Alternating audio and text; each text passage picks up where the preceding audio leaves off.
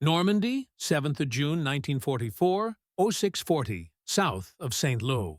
Low cloud grips the bocage. Hedgerows steam in the first light. A four-ship of P-47D Thunderbolts from the 56th Fighter Group slips under the ceiling and drops to treetop height. Cowl flaps cracked.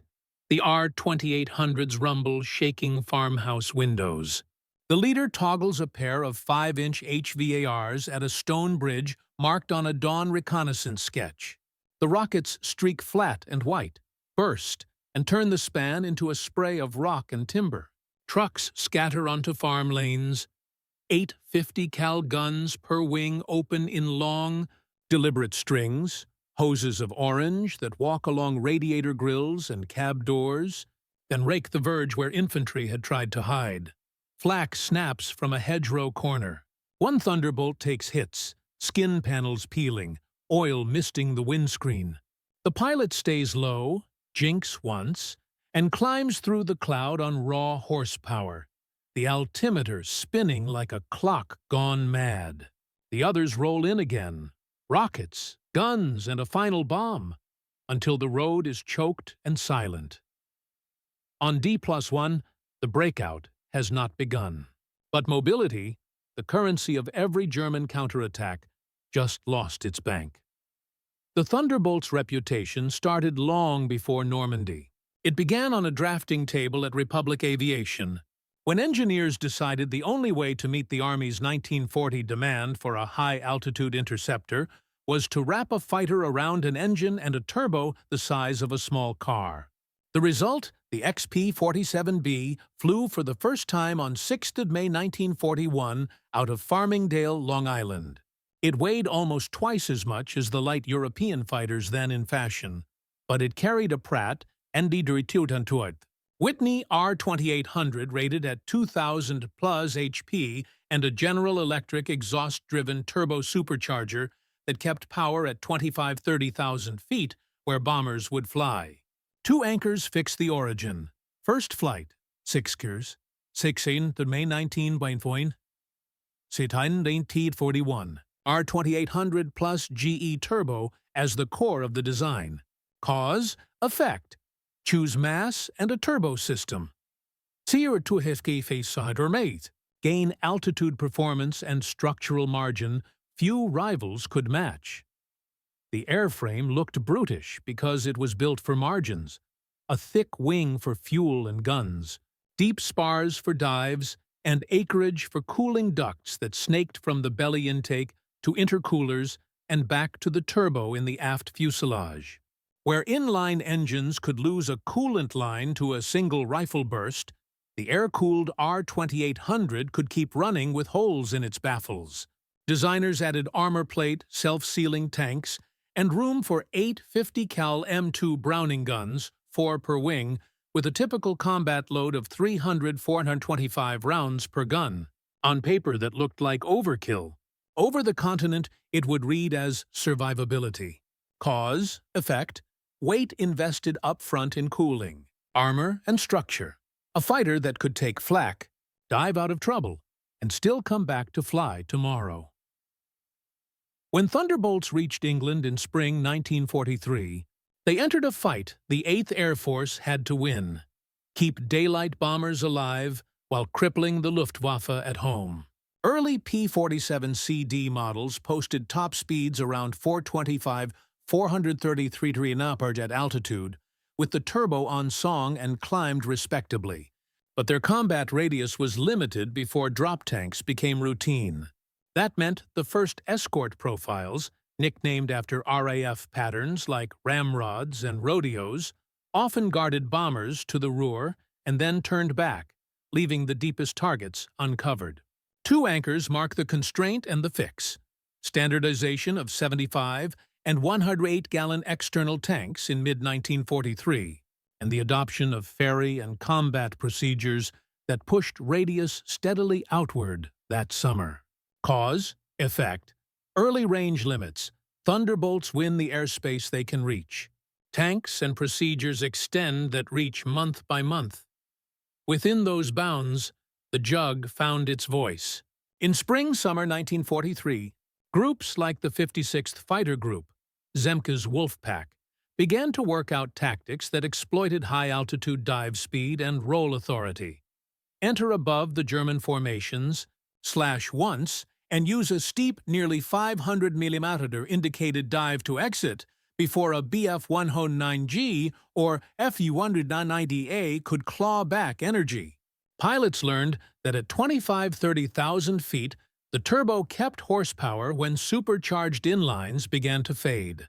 They also learned to trust the airframe's mass.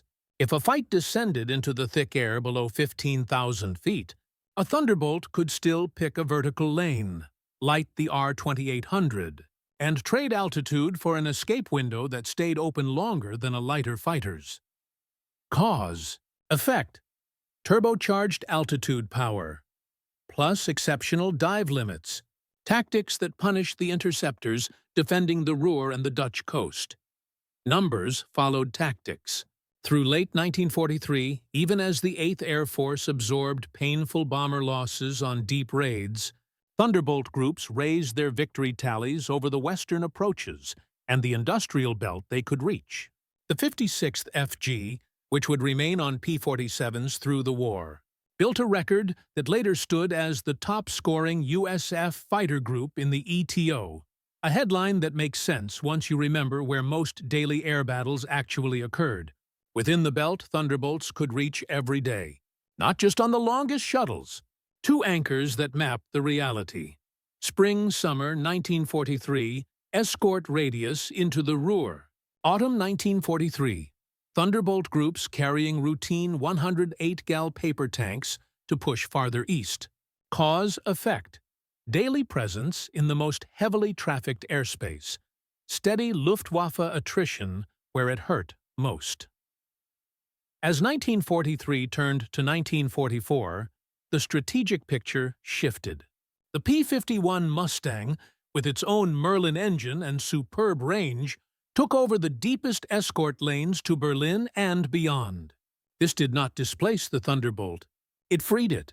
8th and 9th Air Force staffs began bending P-47 schedules toward fighter-bomber work the design had always implied. Bombs, rockets, and 850s against locomotives, rail yards, bridges, and motor columns.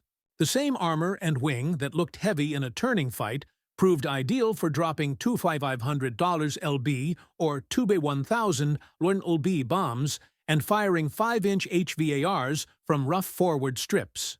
Cause? Effect. Mustangs take the deepest box. Thunderbolts turn into the battlefield weapon the ground war needs. By the time Operation Point Blank had crushed German fighter production bottlenecks, and the calendar opened toward D-Day, 6th June 1944, the Jug's identity was fixed.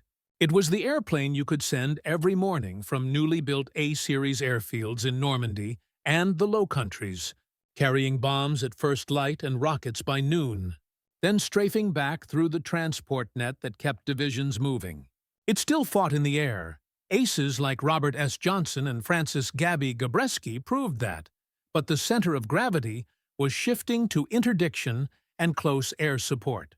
The design choices made in 1941, engine, turbo, structure, were about to pay their largest dividend on the ground. The next step explains why the Thunderbolt's reputation is underrated.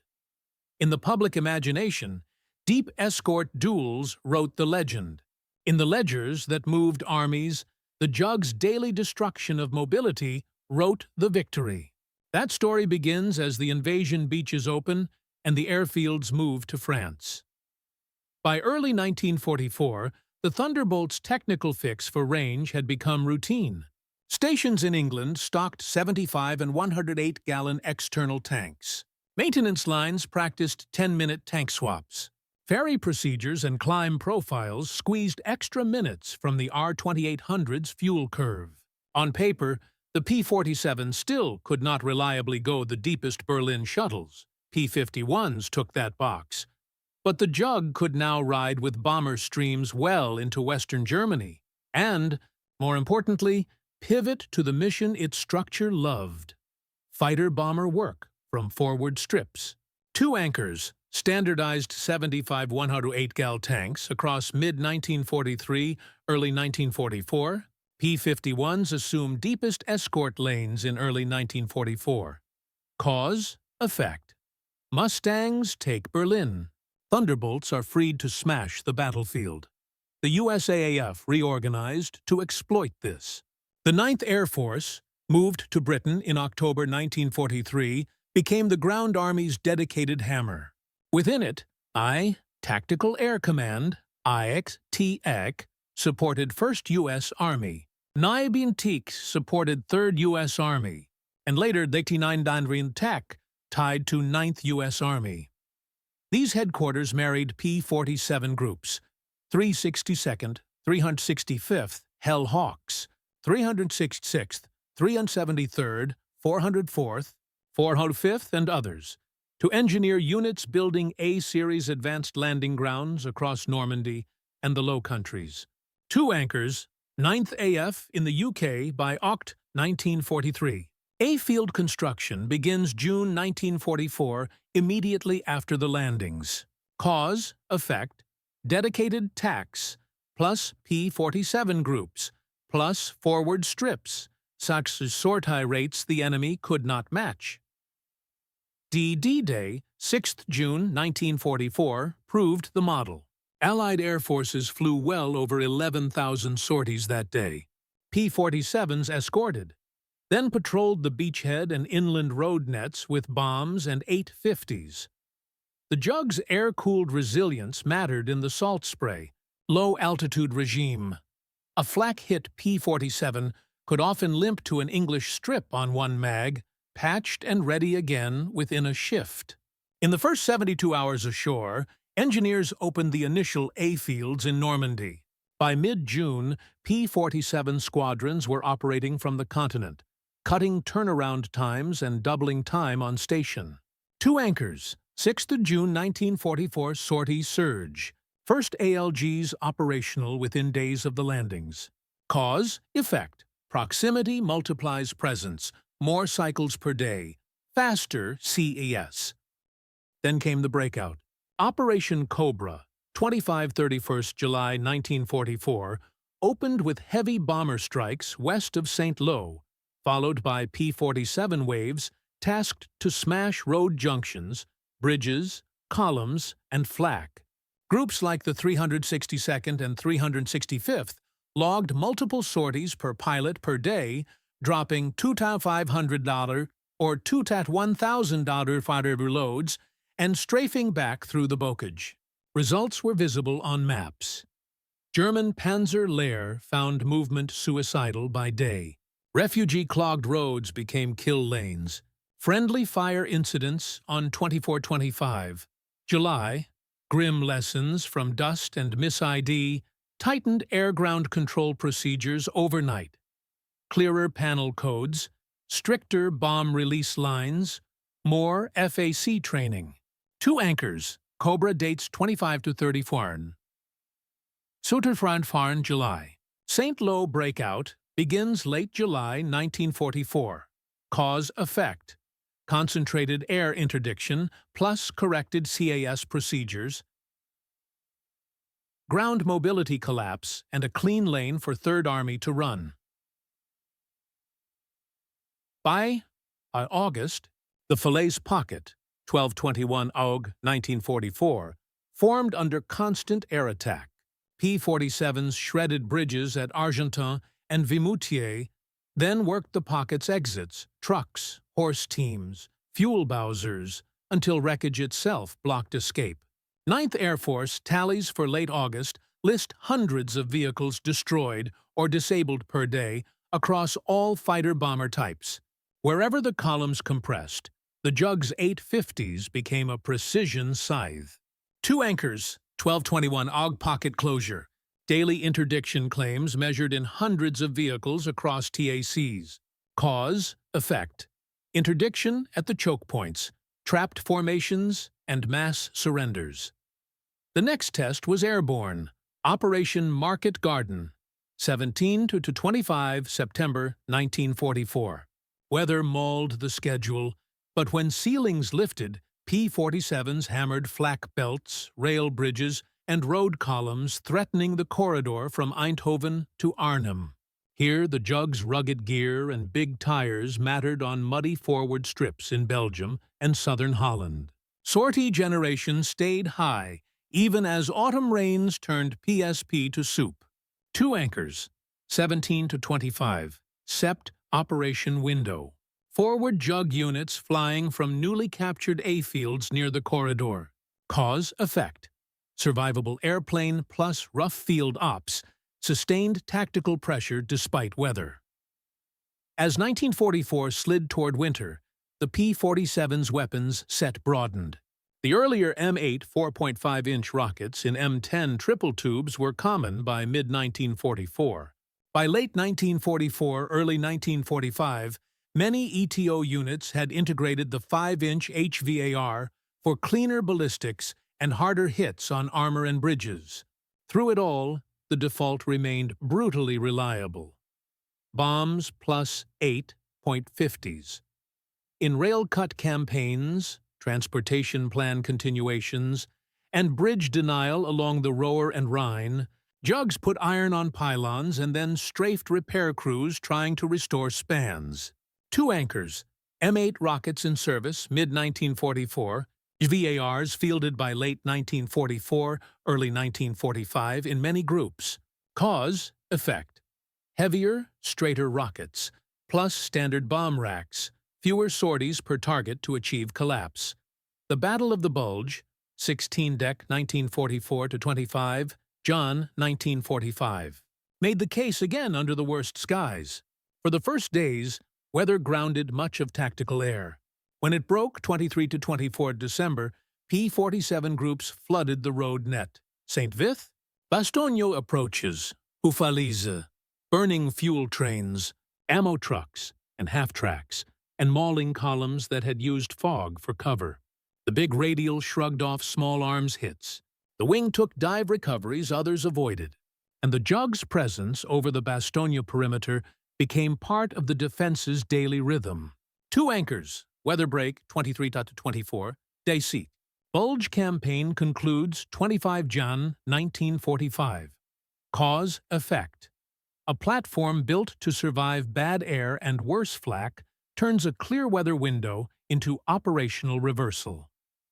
By March 1945, as Allied armies crossed the Rhine, P-47s were a fixed element of the timetable. Pre-dawn rail cuts, morning bridge strikes, midday armor busting, afternoon armed recces, and dusk road denial. The 56th Fighter Group, still on Thunderbolts, remained the top-scoring USAAF fighter group in the ETO by war's end, while 9th Air Force P-47 wings carried the heaviest daily ground attack load from France into Germany. 2 anchors, Rhine crossings, March 1945.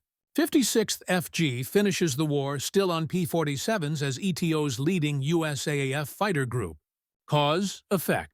When victory depends on wrecked transport and broken bridges, the underrated airplane is the one that does it every day. That is why the Jug's legend feels quieter than the Mustang's, yet its imprint on ground maps is deeper. The next sections show how.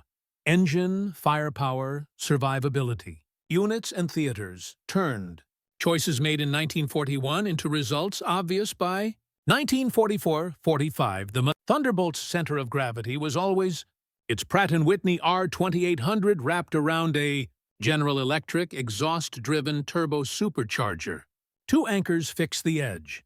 The XP-47B first flew on 6 May 1941, and production P-47CD variants routinely posted to 425 U 433 amh at altitude when the turbo was on song. The GE system piped hot exhaust to a turbine in the aft fuselage, drove a compressor, cooled the charge through intercoolers, then fed the big radial, keeping manifold pressure high at 25-30,000 FT, where lesser superchargers faded. Cause, effect, sustained power in thin air, a fighter that could start above the intercept, choose when to fight, and keep energy through the exit. The plumbing looked extravagant. Ducts, doors, intercoolers, wastegates. But it bought options. Climb rates around 2,400–2,600 FPM at combat weight and turbo altitude let the Jug ride shotgun on the western approaches in 1943, then dive at will. Pilots exploited a second fact anchored to numbers. Republic built in deep spars and high dive limits. The Jug could pass 500 Mbps IAS in a steep letdown without shedding parts when contemporaries neared compressibility. Cause, effect, turbo altitude. Plus and structural margin. 21. Boom and zoom tactics that punished BF-109G and FW-190A flights defending the Ruhr. Heat management and engine architecture completed the triangle. The air-cooled R-2800 had no coolant lines to lose. A punctured oil cooler might reduce time on station, but a single rifle burst could not drain a radiator and end the sortie. Cowl flaps, intercooler doors, and wastegate settings became part of the pilot's rhythm. Another checklist Marines and Army units came to trust on the radio. Jugs in hot. Rockets next pass. Cause, effect. A power plant that survives flak peppering, higher return rates, more sorties per tail number, and a platform commanders could plan around in bad weather at low level. Standard armament on the P-47 was 850 cal M2, Browning machine guns, 4 per wing, with typical combat loads between 300 and 425 rounds per gun, roughly 3,400 3,600 rounds on board. In air combat, that meant a 1-second burst that could saw a fighter or bomber's critical systems, radiators, pilot armor, control runs. On the deck, it meant you could rake a 30-vehicle column, reload the trigger discipline for the second pass, and still have belts left for the egress. 2 anchors give the pallet.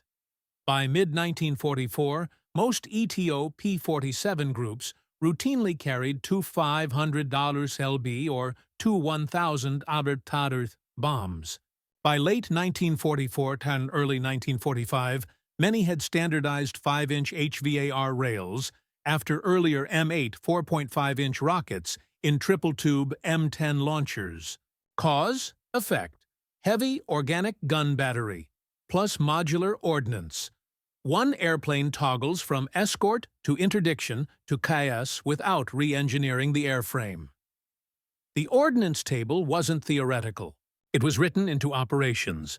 During Operation Cobra, 25 to 34 inch, July 1944, 9th Air Force P-47 groups flew multiple daily sorties with bombs for bridges and junctions in the morning, then rolled back in with HVARs or strafe once columns tried to reroute. In the Falaise Pocket, untold point 21 Aug 1944, the Jug's 850s did the most ruthless work, burning soft-skin trucks, gas Bowsers, and horse teams that kept panzer divisions moving. Cause, effect, fast turnarounds at A-series strips. Plus, simple, robust weapons, hundreds of daily vehicle kills across seas, and a transport net that never heals by daylight. Under the hood, the wing made this possible. The Jug's planform offered wide, hard-point spacing and a stiff structure that kept dispersion modest, even with rockets on the rails. Pilots learned release sequences, bombs first, then rockets, then guns, that minimized trim changes. Nothing about it was elegant. Everything about it was repeatable, which is what ground forces demanded. Cause, effect, predictable ballistics and rugged racks, fewer passes per target, and less time in the flak envelope. Reputation is earned in returns. 2 anchors set the comparison. The Jug's dive tolerance beyond 500 Mbps IIS and its armor self-sealing fuel design, both of which showed in 1944-45 when low-altitude flak and small arms fire spiked. Thunderbolts came back with cylinder fins shot, control surfaces hold, even sections of skin missing, because the box spar wing and redundant control runs took damage that would cripple lighter machines. Cause, effect, structure. Plus systems redundancy, landable damage, not write-offs. So groups like the 56th FG kept their best pilots and aircraft cycling daily. Against the Luftwaffe's mainstays, the trade space was clear. A Bf-109G6 might enjoy a climb, on weight edge at mid-altitudes, and a tight initial turn, while an FW-190A8 could roll fast to change headings. But neither liked to follow a jug downhill into thick air. The P-47's mass and wing loading allowed very high dive entry speeds and stable gun platforms at 400+ mph on the deck. The radial's throttle response let a pilot light the wick in a split S and be gone before a pursuer with a strained prop governor could catch up. Cause, effect. Vertical tactics chosen at will. Fewer prolonged turn fights and more one-pass kills or clean egress. Exactly what escort doctrine and interdiction demanded. The survivability story deepened once P-47s moved to the continent. Forward strips in June through July 1944 were muddy, short, and lined with pierced steel planking. Robust wide-track gear meant fewer ground loops and higher sortie generation. In the Battle of the Bulge, 16-deck 1944-25, Jan 1945, when weather finally lifted 23-24 December, jugs poured out of Belgian and French fields, absorbed flak peppering in hedge-level runs, and still made it home at dusk with engines hot and skins patched by morning. 2 anchors, weather break 23-24, deck 1944 during the Bulge. Jug operations from A fields opened within days after 6 June 1944. Cause, effect, rugged landing gear, plus damage-tolerant airframe. Sortie rates that did not collapse when conditions did. Pilot rosters translate the engineering into continuity. The 56th Fighter Group stayed on P-47s from 1943 to VE Day, producing aces like Robert S. Johnson, 27 victories, and Francis Gabreski, 28 in the ETO. Men who credited the airplane with bringing them home shot up and letting them fly again the next morning. That continuity mattered in 1944's attrition fight. Keeping veterans alive multiplied group efficiency because tactics matured inside the same cockpit layout. Weapons harmonization and engine management habits. Cause, effect. Airframe that protects the pilot. Experience retained, which feeds back into kill efficiency and CAS discipline under fire. Survivability also meant mission assurance for the ground war. A jug that could press a second pass after light damage, or at least finish the bridge before turning for base, delivered effects even when it didn't come back pristine. The equation is brutal but real. If you can accept a few more holes and still drop the span, the division across that river fights a different battle tonight. Cause, effect. Damage tolerance, effects on the ground despite contested skies, which is the metric that wins campaigns. Put together, these 3 angles explain why the Thunderbolt felt indestructible to its friends and inescapable to its enemies. Turbocharged altitude authority to start the fight, modular firepower to end it, and survivability to do the same thing tomorrow. The next set of angles widens the lens, units and aces, theater spread, ETO, MTO, PTO, REF, and logistics and maintenance, to show how the jug's design turned into a continent-wide tempo. Group names turn engineering into outcomes. The 56th Fighter Group, the famous Zemke's Wolfpack under Colonel Hubert Zemke, stayed on the Thunderbolt from 1943 to VE Day, producing some of the ETO's best-known aces. Francis Gabreski, 28 aerial victories in the ETO, Robert S. Johnson, 27, and David C. Schilling, 22.5. The group's cumulative tally made it the top-scoring USAAF fighter. Group in the ETO while never switching to the P-51 at the TT-48, to P-51. Statistic that only makes sense when you plot where the heavy air fighting occurred in 1940 Ruhr approaches, the Low Countries, Western Germany, exactly the belt the P-47 escorted and patrolled every day. 2 anchors, 56th FG on P-47s through VE Day, 1945. Gabreski 28, Johnson 27 in the ETO. Cause, effect. Keeping veteran pilots in the same cockpit plus a platform that brings them home. Compounding skill and a rising victory curve. Other JUG outfits filled the map. The 362nd, 365th, Hellhawks, 366th, 368th, 373rd, 404th, and 405th Fighter Groups furnished 9th Air Force's Maikyu, Entry-Fi, Nanin-Fi, Country-Chu, Anman-Chu, Danzig Tactical Air Commands, with the daily hammer of bombs, rockets, and strafing. When Operation Cobra, 2534s, Downforis, C-200 July 1944, opened, these groups surged multiple sorties per pilot per day, then repeated the pattern at the Falaise Pocket, 1221 Aug. 1944, and across the Ruhr-Rhine choke points in late 1944, early 1945. 2 anchors, Cobra, 25-31s, July 1944, Falaise, 1221, Aug. 1944. Cause, effect. Concentrated JUG mass at the tactical commands.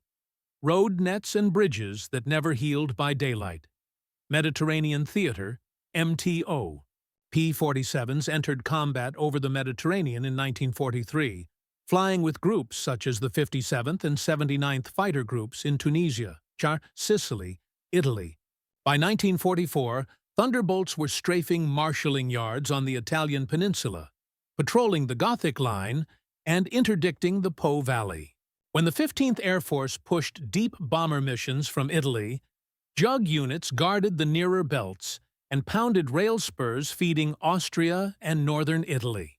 2 anchors, JUG combat in the MTO by 1943, sustained bridge rail interdiction across 1944. Cause, effect. Rugged P-47s on rough Italian fields, plus short-haul targets. Persistent pressure on Axis transport supporting the front, Southwest Pacific, CBI. In the Southwest Pacific, the 348th Fighter Group took P-47s to New Guinea and Biak in 1943-44, then to the Philippines in late 1944, where their dive speed and firepower shredded airfields and shipping in the Lingayen-Clark Belt. In Burma, RAF Thunderbolt Town, P-47D squadrons, AG. Chaduji, 79, 146, 258, 261 SQNs, flew 1944-45 interdiction and close support over the Imphal-Kohima battles and along the Burma-Siam Railway, using the JUG's Big Wing and 850s to scythe trucks on jungle roads, slick with monsoon rain. 2 anchors, 348. 8th FG in New Guinea, Philippines, 1943-44. RAF Thunderbolt II, Sanabertinanbudar II in Burma, 1944-45. Cause, effect. Long, hot, rough strips, plus heavy ordnance carriage. A fighter bomber that thrives where maintenance is hard and targets are soft-skinned. Central Pacific. Late War Pacific. The long-range P-47N, with extended wings and more internal fuel, entered service in 1944-45 for very long-range VLR work across the Central Pacific. Groups such as the 318th Fighter Group operated P-47Ns from Saipan, Tinian, and later Iishima in 1945, escorting bombers and striking Kyushu airfields and shipping in the Ryukyus as the Okinawa campaign raged. Opera June 1945. 2 anchors, P-47N operational 1944-45. 118th FG VLR strikes spring-summer 1945. Cause, effect, bigger wing plus more gas. The Jug's battlefield DNA stretched into oceanic reach when needed. Western Europe, forward basing. The Jug's heartland remained Northwest Europe. A-Series advanced landing grounds opened within days of 6 June 1944. For example, A1 Saint-Pierre-du-Mont near Pointe-du-Hoc opened 13 June, and A3 Cardinville on 14th June, and P-47 groups moved in almost immediately. From there, the aircraft's short takeoff run and wide-track gear proved ideal for muddy PSP. 2 anchors. A1 opened 13 June 1944. A3 opened 14 June 1944. Cause, effect, forward basing slashed transit time. More time on station for CAS and more interdiction cycles per day. Sortie rate is a logistics problem. The Jug solved pieces of it by design and others by how crews worked the line. The air-cooled R2800 reduced the risk of a single hit ending the engine. The modular cowl and quick-change accessories cut hours off repairs. On muddy French and Belgian strips in summer-winter 1944, the wide-track landing gear and tough tailwheel saved aircraft from ground loops that would have sidelined lighter, narrow-track fighters. 2 anchors. Continental operations begin mid-June 1944. Severe weather during the bulge. 16 deck 1944-25 Jan 1945. Cause, effect, fewer ground accidents, plus faster battle damage turnarounds. Higher aircraft availability when the front needed it most. Armament was maintained with the same factory floor mentality. 8 50 cal guns gave armorers standardized belts and harmonization routines. Swapping from bombs to rockets to clean took minutes when rails, notch racks were pre-rigged.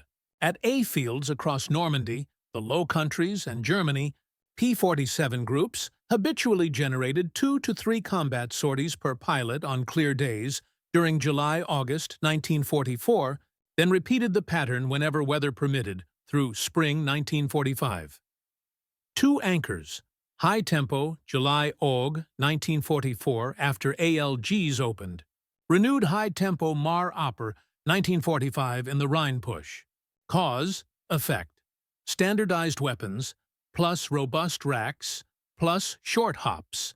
A daily pulse that collapsed German road and rail predictability. Fuel and range management mattered as much as wrenches. The routine 75 and 108-gallon drop tanks, standardized by mid-1943, early 1944, became consumables. Burn, jettison for a fight, land, refit. Moving to the continent trimmed transit times so drastically that even with a shorter radius than P-51s, Thunderbolts delivered more minutes over target per day on battlefield missions. 2 anchors. Tank standardization, mid-1943, early 1944. Forward basing June 1944 onward. Cause, effect, proximity, and consumable fuel. Persistent chaos, even under marginal ceilings. Maintenance discipline kept veterans flying. Line chiefs learned the R-2800's moods. Cowl flap positions for low-level cooling. Oil temps before climbs back through cloud. Intercooler door settings for the long letdown. Pilots trusted that if the airplane got peppered at Saint-Lô in July 1944 or Bastogne in December 1944, the crew would have it patched, rearmed, and fueled for the next morning's armed recce. That trust loop, airframe, crew chief, pilot, turned into tempo, and tempo is what breaks an enemy's calendar. 2 anchors, Cobra, 25 to 31, Jules, 1944. With high daily cycles. Weather break 23 to 24, deck 1944, over the bulge, enabling immediate surge. Cause, effect, resilient machine. Plus practiced crews. the ability to exploit short weather windows with crushing force. Spread across theaters, the pattern looks the same. In Italy and the Balkans, jugs pulled rails and bridges until German supply timetables became theory. In Burma, RAF Thunderbolts made roads lethal in the monsoon and covered Imphal Kohima relief with quick-turn KS. In France, Belgium, and Germany, USAF P-47s turned A-fields into factories of destruction. Bombs, rockets, and strafing runs scheduled like shifts. With the 56th, 362nd, 365th, 366th, 368th, 373rd, 404th, and 405th writing their names into the ledgers. Two anchors, RAF Thunderbolt II. Tindu, active 1944-45. Rhine crossings, March 1945 with daily jug interdiction. Cause, effect. Wherever the jug could stage close and rearm fast, enemy movement became a risk rather than a plan. Put these angles together, and the underrating makes sense. The P-47 did less of the glamorous deep escort duel after early 1944, but it did more of the war-winning work, destroying mobility, preventing counterattacks, and keeping bridges down until engineers could seize them. Its design choices, mass, radial plus turbo, big wing, 850s, were not indulgences. They were investments that paid compound interest from June 1944 to May 1945. The decisive proof sits in the operations that bent campaigns, Normandy through Cobra and Falaise, then autumn 1944 into the Bulge and the Rhine. That's where we'll stage the climax Outfighters. Antie's turning point, with timestamps, unit names, and the numbers that show how Thunderbolts strangled movement until fronts cracked. D-Day. Cobra. Falaise. When the jug turned roads into ruins. 8th. June 1944. Opening. The Gate. On 6th June 1944, Allied air forces flew well over 11,000 sorties. Thunderbolts split their day between escort, beachhead patrols, and road denial just inland. The 9th Air Force had moved its tactical headquarters into a combat tempo that matched ground schedules. Noi TAC for 1st U.S. Army, Leitentig TAC for 3rd U.S. Army. Within 72 hours, engineers opened the first A-Series Advanced Landing Grounds, A-1. Saint-Pierre-du-Mont, 113 June, and A-3 Cardenville, 14 June, and P-47 squadrons shifted across the channel. Cause, effect. Forward basing by mid-June, halved transit time, and doubled time on station, turning the jug from a visitor into a resident over Normandy's roads. Mid-late June, the daily grind, with Panzer Lehr and 12. SS Panzer trying to counterattack toward Bayeux and Carentan, P-47 groups, e.g. 362nd, 365th Hellhawks. Citoyen, 373rd, attacked the connective tissue, rail choke points, bridges over the Vire and Ore, culverts, fuel bowsers, and troop carriers. A typical P-47D left an ALG with two 500 lb bombs, 5-inch HVARs, where fitted, and 8 50s loaded with AP-API mixes. If weather forced low work, the air-cooled R-2800 absorbed flak peppering that would have grounded a liquid-cooled inline. By 2025 June, daily TC summaries show hundreds of vehicles destroyed or disabled across all fighter bombers. The jug's share was the repetitive cut that never allowed the net to heal by daylight. Cause? Effect. Interdiction at depth forced German moves to night. Night moves slowed artillery resupply. Slow resupply blunted daylight counterattacks against the beachhead. 25 July.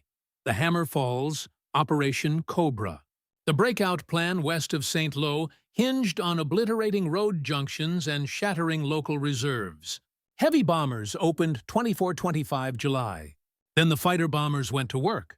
The 362nd FG and 365th FG flew multiple sorties per pilot on the 25th, dropping bombs on bridges south of Perrier and Coutances, then rolling back with HVARs and strafing to crater detours.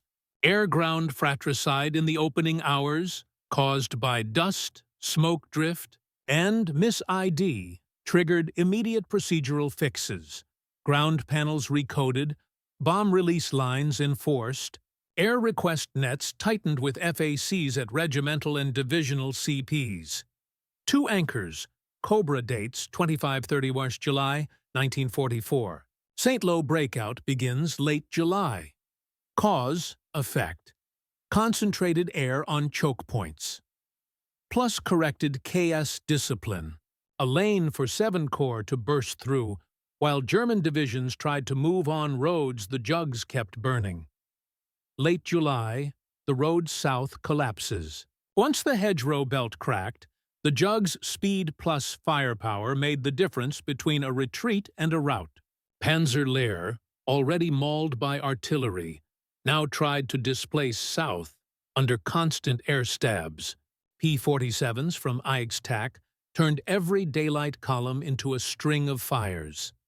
First the bridge, then the lead and trail vehicles, then the soft skins in the middle. A P-47D carrying Tut 500 and rails could hit the span at 300 km/h salvo and be in the weave for guns within seconds. Ground war diaries record the effect in the simplest terms. No movement by day. Cause, effect. When movement is suicidal, reserves arrive late, or not at all. Late reserves mean local U.S. penetrations become operational penetrations. Tan Tutin, Fadishwalto. Sadusi, cutting the pliers. As 3rd U.S. Army poured through the gap and the Allies tried to close around Falaise Argentan, Thunderbolts attacked the hinges that still held German mobility together. Bridges at Vire, Mortagne, Argentan, railheads feeding Le Mans, fuel columns trying to reach the front. On 7 to 13 August, while Operation Lüttich, the German counterstroke at Mortagne, staggered forward, the weather finally allowed repeated armed recces. P-47s and Typhoons smashed the narrow road net east of Avranches. U.S. reports credited tactical air with mauling the counterattack so badly that the armored thrust never reached its second phase. 2 anchors, Lüttich 7-13, Aug 1944. Argentan Falaise encirclement window, 12-21, Aug 1944. Cause, effect, air control of roads, plus artillery on the ridges.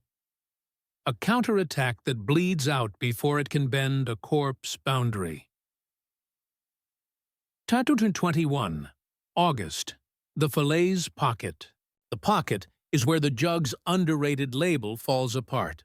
Across 1221, August, Nîmes, and 1999's take scheduled P-47 waves to seal exits and destroy any column that moved. Chambois, Trun, Vimoutier, Argentan. The 365th Hellhawks left photo-proven wake after wake of burned transport.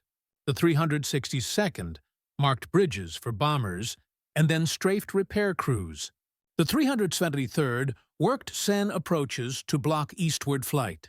Daily TAC tallies, combining P-47s with other types, ran to hundreds of soft skin kills and dozens of armored vehicles. The wreckage became its own obstacle, so the next day's strikes required fewer bombs to achieve the same denial. Cause, effect. Cumulative interdiction turned geography into a trap. Trapped forces abandoned or destroyed equipment. Abandoned equipment meant fewer vehicles available for any new defensive line. The air battle that never happened. Some critics later said the Jug ceded the glamorous duel to the Mustang. In the breakout and encirclement, the duel simply didn't matter as much. When Luftwaffe fighters appeared in strength, the P-51s and high-cover P-47s engaged them. But the decisive leverage came lower, where a P-47's 8 50s and HVARs erased a day's worth of German logistics in an hour. Even in air-to-air, the jug still bit hard. 56th Fighter Group pilots such as Gabreski and Schilling continued to add to their tallies in June-August 1944, and the group finished the war as the top-scoring USAF fighter group in the ETO, without ever switching types. 2 anchors, Gabreski, 28, ETO victories by mid-1944. 56th FG ends VE Day as ETO's leading USAF group on P-47s. Cause? Effect. Keep veterans alive in a survivable airframe, sustained kill efficiency, while the rest of the force pulverizes the ground net. Why Cobra Falaise is the turning point for the jug. Before June 1944, the Thunderbolt was already a successful escort and interceptor inside its radius. June-August 1944 proved it was the Allied battlefield fighter of decision. 2 quantifiable truths define that verdict.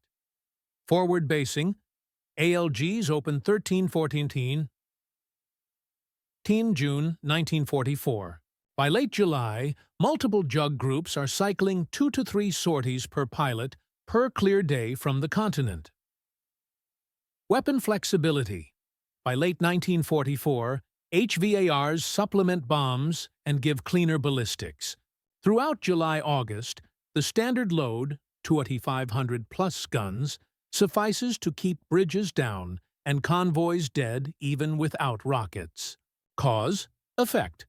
Proximity and modular firepower, enabled by a survivable engine, airframe, let commanders schedule destruction on a clock, and the clock breaks an army faster than any single duel at altitude. By 21st January, August, the pocket contracts and German units that escape do so on foot or in scattered vehicles without fuel. The wrecked road net behind them is a map of jug strikes and engineer demolitions, one feeding the other. From this point forward, German operational mobility west of the Seine is largely theory. The P-47 did not get there by being glamorous. It got there by being there. All day, every day. The next crucibles will test the jug in worse weather, and against a last, desperate counteroffensive. Market Garden in September, then the Ardennes in December, and finally the drive to the Rhine. Market Garden, the bulge. Rhine, the jug, in bad weather and worse odds. 17 to 25 September 1944, Operation Market Garden. The plan reached from Eindhoven to Arnhem on a narrow carpet of airborne drops and a single ground corridor. Weather choked the schedule from the first lift. Ceilings fell, fog pooled in river valleys, and the Luftwaffe, still dangerous in pockets, snapped at transport formations. When the cloud lifted, 9th Air Force P-47 groups, 362nd, Uckwith Hellhawks, 366th, 373rd, 404th, 405th, punched the route's threats. Flak belts around Best and Wegel, bridges the Germans tried to drop behind the corridor, and armored probes coming out of S. Hertogenbosch and Nijmegen. 2 anchors, Market Garden's operational window, 17 to 25, Sept 1944, bridge fights at Nijmegen, taken 20 Sept, supporting Tuareg de Poitiers, while Arnhem Bridge is lost by 25 Sept. Cause, effect. When weather permitted, the jug's short hop from Belgian A-fields and heavy ordnance bought hours of life for the corridor. When ceilings closed, German cuts and counterattacks bit deep. A survivable fighter bomber cannot rewrite fog, but it can punish any daylight move toward a bridgehead. And that's what kept the road open as long as it ran. Autumn 1944, the rail war and the rivers. With the Allied front strung along the Maas, Waal and Rhine, P-47s shifted to transport plan continuations. marshalling yards at Krefeld, Mönchengladbach, and Cologne, Rhine ferries, and rail bridges that fed the West Wall. Typical jug loads here were 2,1000 yuan lb for spans, or 2,500 lb plus HVRs for ferries and barges. By October-November 1944, forward groups were staging from Belgian and Dutch ALGs that had turned to mud. The wide-track gear kept sortie rates up, while narrower gear types struggled on slick PSP. Two anchors, Autumn Rail Interdiction, Octanov, 1944. West Wall battles culminate locally at Aachen. City Falls, 21 Fahrtunners, 1944. Cause? Effect. Relentless rail bridge cuts upstream forced German supply to the road net. And roads are what the jug was built to kill. December 1944. The Ardennes blows open. In the pre-dawn of 16th of December, the German offensive tears into the Ardennes under low cloud, fog, and snow. For 7 days, tactical air is largely grounded. The jug's value for the moment is presence. Pilots and crew chiefs poised on Belgian strips, engines pickled, racks loaded. The ground battle, Saint-Vith, Bastogne, Saint-Vith, and the crossings on the Our and Sauer, builds to crisis. Cause? Effect. Without air, German columns move. Without movement denial, American roadblocks and artillery must carry the load alone. To 24 December 1944, weather break, air arrives. The sky finally opens. In hours, I-TAC and 9 Nix-TAC surge P-47s over Bastogne and the road net feeding Houffalize, Clairvaux, La Roche, and Saint-Vith. The 365th Hellhawks strike tank infantry teams east of the pocket. The 362nd and 373rd go after bridges and convoys. Other jug groups strip flank roads. A common load is 2,500 Datidordi for the lead trail vehicles, then 8 50s to stitch the rest. Some squadrons add HVARs for hitting Panzer IV, Jagdpanzer at short range when weather permits a steady run. Two anchors, weather break 23-24, Des 1944, Bastogne Airborne Resupply 23 deck and relief by 26 deck as 4th Armored Division punches in. Cause? Effect. Once air returns, the jug's reliable low-level durability flips the operational math. Columns that advanced in fog now burn in daylight, and the resupply relief timeline at Bastogne compresses by days. New Year's Day, 1945, Bodenplatte, and the counter-swing. At dawn on 1st January 1945, the Luftwaffe launches Operation Bodenplatte, a last-ditch strike on Allied forward airfields. It shreds parked aircraft at several ALGs, but losses in the air are irreplaceable.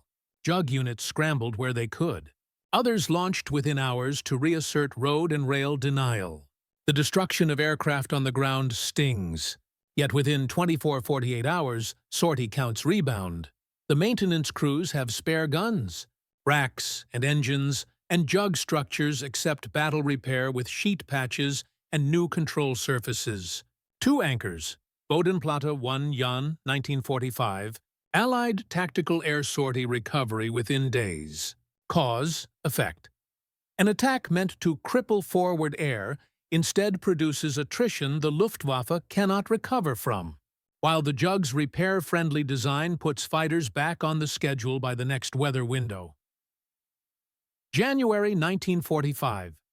Squeezing the bulge flat from 225 January, P-47s keep the corridor around Houffalize and La Roche lethal. Bridges across the Ourthe and Somme go down repeatedly. Engineers who race to lay pontoons come under 50 call strafes and HVAR bursts. On clear days, pilots routinely fly 2 to 3 sorties from Belgian ALGs, guided by IK-1 tacky controllers, sitting with corps and divisions. Two anchors, bulge campaign ends 25, John 1945, 2-3 jug sorties per pilot on clear days during the squeeze. Cause, effect. Daily, scheduled destruction of crossings and columns removes the offensive's bloodstream. The bulge deflates into a retreat. February-March 1945. Rivers and the Rhine. With the bulge flattened, the next calendar line is water. The Roer dams, the Erft, and finally the Rhine become the map's rulers. Through February, P-47s cut Roer crossings and rail approaches, while American forces time their assault to dam releases. In March, as Remagen's Ludendorff Bridge is seized on 7th March 1945, Thunderbolts pile on the flak belts and road nets feeding German counterattack zones around Erpel and Linz. 2 anchors, 7 Mar 1945, Remagen Bridge seizure. Heavy jug activity on Rhine approaches throughout March. Cause, effect. When a bridge survives capture, every destroyed feeder road and fuel column upstream simplifies the defender's problem into a countdown he cannot reset. The Western Bank collapses. By late March, Allied armies are across in multiple sectors. Operation Plunder, Sark Varsity, 23–24 March, throws crossings and airborne on the lower Rhine. Jug groups suppress flak, crater approach roads, and break vehicles fleeing east. Many P-47 squadrons now standardize HVAR plus 500s for maximum flexibility. Hit a hardened point with rockets, drop bombs on a span, and rake the rest with guns. 2 anchors, Rhine crossings 23–24, Mar 1945, expanding bridgeheads by late March. Cause, effect. The final German resource, time to organize depth, evaporates under constant air. The jug's persistent sorties from close fields mean there is no quiet afternoon for a bridge column to assemble. April 1945. The last roads. The war's last month in the West is a roadmap. Jug groups fly armed recces over Ruhr pocket towns, Hagen, Wuppertal, Iserlohn, and east toward Magdeburg and the Elbe, where ground advances set the final line. Even as fuel scarcity grounds many Luftwaffe units, flak remains lethal. P-47s keep coming, patched and ready. The 56th Fighter Group, still on Thunderbolts, finishes the campaign as the top-scoring USF fighter group in the ETO, while 9th Air Force P-47 wings tally the heaviest daily ground attack load of any Allied fighter type in Northwest Europe.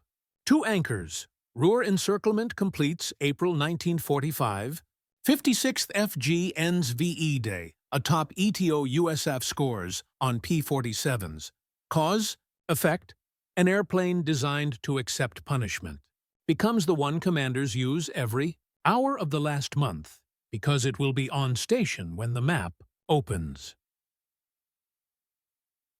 Why this phase seals the jug's reputation.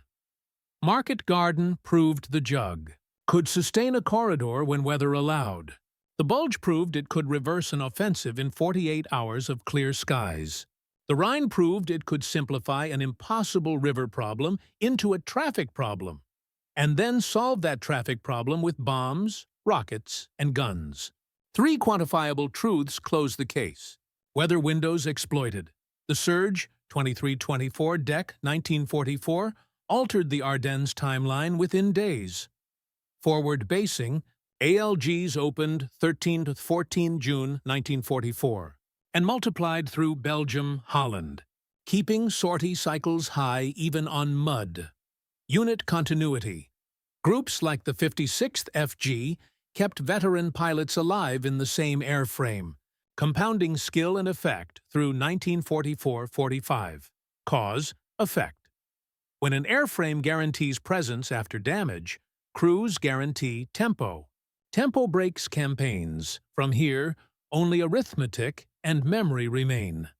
Production totals, claims and losses, and the quiet logistics that made a heavy fighter the lightest touch on a commander's schedule. That reckoning belongs to the aftermath. The Thunderbolt's ledger is written in production lines, group rosters, and the road maps it ruined. The headline number is clean. 15,183 P-47s built by war's end, Republic, Farmingdale, Chad Evansville, plus Curtis, Sayid Radind, with P-47D as the dominant variant and the P-47N arriving in 1944 to 45 for very long-range Pacific work. Another fixed date frames the ETO arc.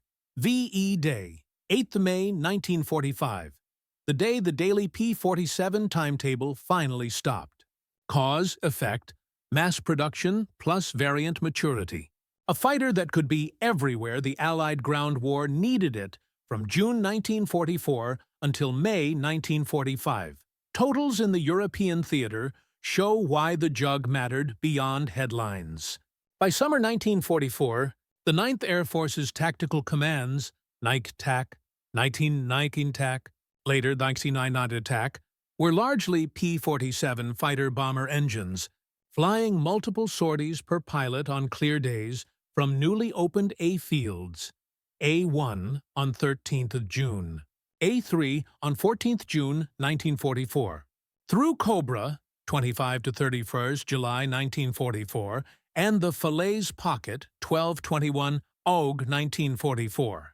Daily summaries from these TACs record hundreds of vehicles destroyed or disabled across all fighter-bombers, with P-47 groups, 362nd, 365th, Hell Hawks, 366th, 373rd, 404th, 405th, carrying the heaviest share of bomb.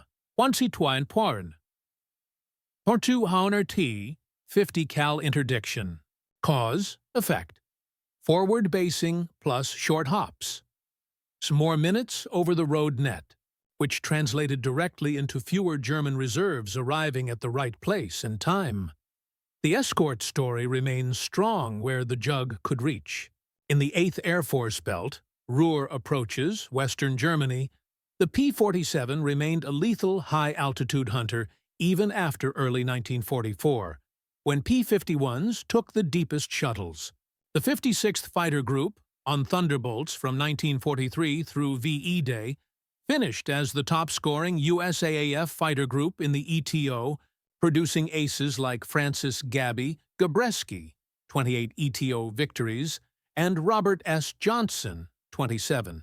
Those are not trivia.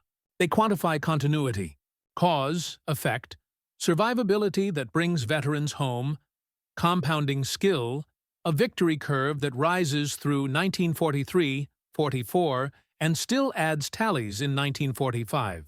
Losses were real, and they explain the jug's design virtues.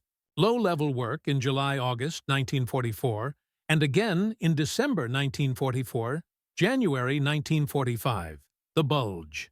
Weather break 23 to 24 DC, put P-47s into flak envelopes where even brief exposure could tear skins and hoses. The air-cooled R-2800 and self-sealing tanks did not make the Thunderbolt invulnerable, but they often turned catastrophic hits in a liquid-cooled fighter into landable damage in a jug. Units recorded aircraft home with cylinder fins shot, control surfaces holed, and oil misting the canopy, and crew chiefs returned them to the line by the next clear window. Cause, effect. Design for damage tolerance, higher aircraft availability on the exact days when weather opened, and the front needed mass. The weapons mix proved decisive in ledger lines commanders cared about. Standard loads of 2T500 LB, or 2A1000 CDLB bombs plus 8 50s did most of the work from June-August 1944, while HVAR adoption by late 1944 to early 1945 gave cleaner ballistics against bridges and hardened points. In the bulge after 23 to 24 December, this meant 2-3 jug sorties per pilot could collapse day movement into a spasm of fires around Bastogne, Houffalize, La Roche, and the Somme-Orthe crossings. Cause, effect. Simple, robust ordnance, plus proximity. a predictable daily pulse that commanders could schedule like artillery. Totals also sit in the map's eastern edges. After 7th of March 1945, when the Ludendorff Bridge at Remagen fell intact, P-47s helped hold the bridgehead by smashing feeder roads and counterattack columns. 2 weeks later, during Operation Plunder Varsity, 23 to 24 March 1945, JUG groups suppressed flak belts and sealed Rhine approaches for hours at a time. By late March, multiple crossings stood, and the Western Front's last operational mobility west of the Elbe came apart under the same clock. Pre-dawn rail cuts, morning bridges, afternoon armed recces, dusk road denial. Cause, effect, schedule plus scale convert river problems into traffic problems the JUG was built to solve. Why, then? Underrated? Because credit in memory flows to deep escort duels, while the daily, destructive arithmetic of interdiction and KS lives in operations logs. The Mustang earned its fame over Berlin and in clean gun camera film. The Thunderbolt earned victory by destroying movement in mud, hedgerows, and river valleys where cameras fogged and records read like cargo manifests. Two anchors close this half of the ledger. 15,683 built. 56th FG ends the war as ETO's leading USAAF group on P-47s. Cause, effect. The airplane that commanders use every day is the one that wins campaigns, even if it wins quietly. The JUG's last wartime chapter unfolded over the Pacific. The P-47N, with an extended wet wing and more internal fuel, arrived in strength 1944-45 to escort and strike across oceanic distances the P-47D could not comfortably reach. The 318th Fighter Group moved onto P-47Ns in 1945, operating from Saipan, Tinian, and later Ishima, flying very long-range VLR missions that reached Kyushu airfields and shipping during the Okinawa campaign, April-June 1945. Sorties from Ishima in May-June put P-47Ns over the East China Sea hunting barges and picket boats, a role where 850s and rockets were still the fastest way to erase a target. Two anchors, P-47N operational, 1944-45, 318th FG VLR strikes from Ishima May-June 1945. Cause, effect, bigger wing plus fuel. JUG DNA stretched to match. Pacific ranges while keeping its ground attack bite. Commonwealth service broadened the picture. The RAF Thunderbolt WW2 P-47D flew in Burma 1944-45 with squadrons such as 79, 146, 258, and 261, supporting Imphal, Kohima Relief, and later pummeling the Burma-Siam Railway and river crossings as the 14th Army advanced toward Rangoon. Pilots praised the JUG's reliability in monsoon conditions, its ability to lift 2,500 ladi-rodi on hot days, and the 850's precision against truck parks under jungle canopy. Two anchors, RAF Thunderbolt 22. 1944-45. Southeast Asia targets, railroad interdiction and KS in the Imphal-Rangoon arc.